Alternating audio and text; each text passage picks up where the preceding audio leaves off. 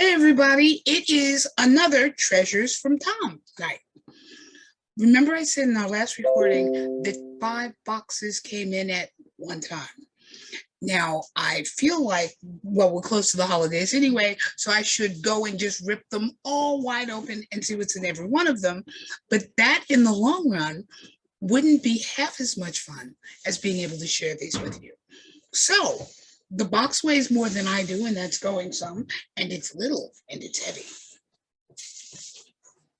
And my body parts are screaming. Okay, Treasures from Thom box. We put it here on my lap and give me a bruise for the morning because I can say that.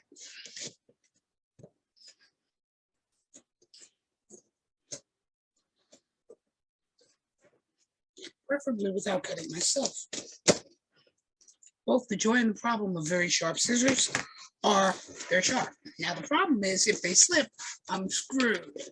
Okay, so, oh my.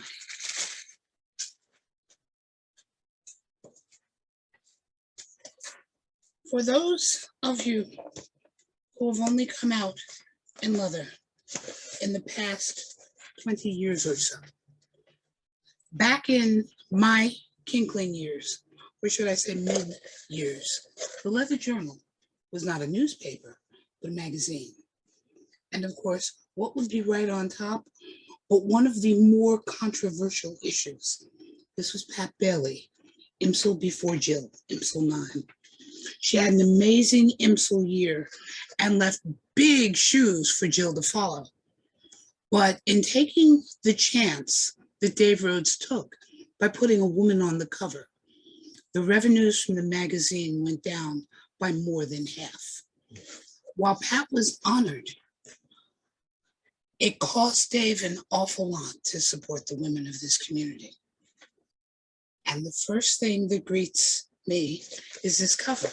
Now, part of my leather history is here because I was also one of the judges for Pat's contest. And then the first name under hers is Larry Everett, who became my ML, who was a Mr. Oklahoma. Now, many of you have heard me talk about Oklahoma and the fact that no matter what, Jill and I will always call Oklahoma home. And Larry was, still is, one of my TULSA club brothers. So to say that I'm proud of him would be an understatement. Ooh, more leather journals and the Leather Journal anniversary issue. I have to remember which way to hold these. 10th anniversary, the Leather Journal is now going into its 35th, maybe 40th year. Dave's been telling our story for a very long time. And that's just what's on top. Okay, I'm going to act like a greedy child at Christmas because I'm a greedy child at Christmas. Okay, something's trying to slip off the bottom. Drummer program. Now, there's a certain humor in this because I spent an awful lot of time at this bar when I was younger, and all of you are too young to hear those stories. But getting back to drummer programs, you've heard me say before that I am a woman of drummer, but I am not just a woman of drummer for the new Woman of Drummer event. I am also one of the few women who's ever been interviewed and been privileged to be in Drummer magazine. The men of Drummer are an incredibly rare breed. They were bad boys. That was part of why I loved them. There were men who knew what they wanted and they were willing to build a community while they did it. They were supported by a magazine that allowed them to go all over the world, actually. And the drummer men can be found everywhere because that was the influence of the magazine. The drummer contest. Oh my God.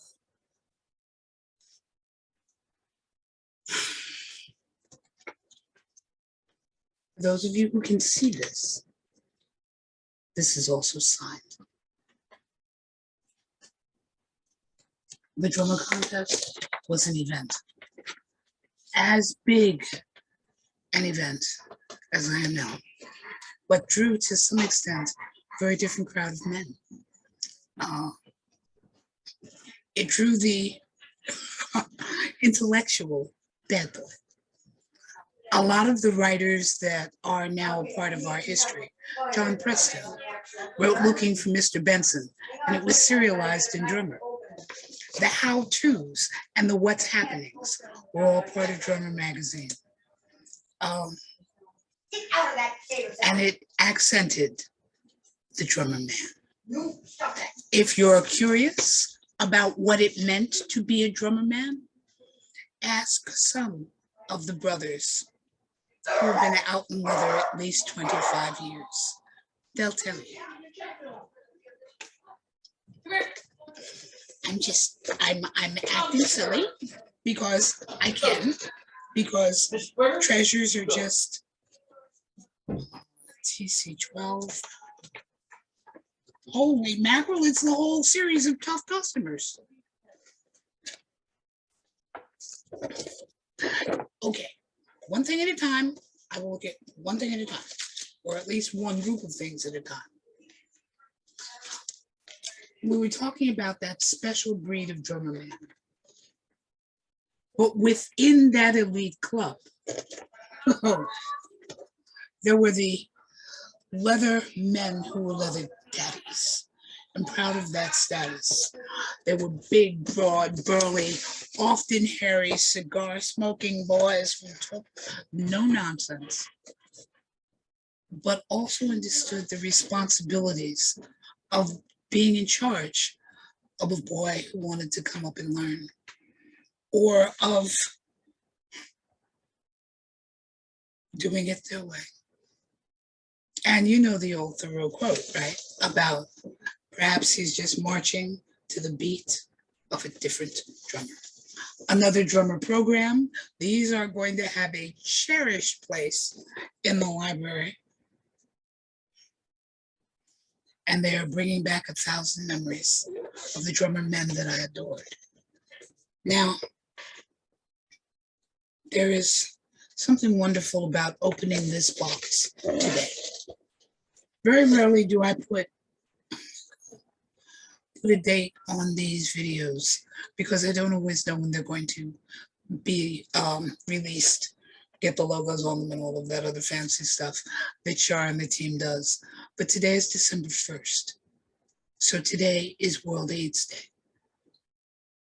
And I am both chronologically old enough and old enough in my hide to remember the first wave of AIDS when it hit New York, the tri-state area, and when it hit Los Angeles, and then moved inland to the Midwest. There are a lot of faces, memories, brothers, mentors, and uncles who are in these pages. And this morning when I woke up, there is a ritual that I've done every World AIDS Day. I make myself a wonderful cup of coffee. And as I am drinking it, I call the names of the first 10 men that I can remember who were taken away by this damned plague. And I think about all the things that they did and all of the places they held in my life. And then about 5 years ago, I added something new to the ritual. While I honored my sons and mentors and brothers that I had lost, I also raised that cup, grateful to all of the men who beat this damn thing and are still here with me. So I remembered Sal and Dion and Race and my TULSA brothers and my Onyx sons and Mike Horowitz and all of the men that I am privileged to say are still here. And I'm blessed for that. So when I think of drummer men, I remember this was my first drummer contest.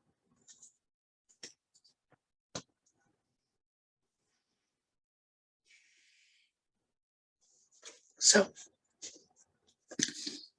I am going to go through the rest of this process pathway.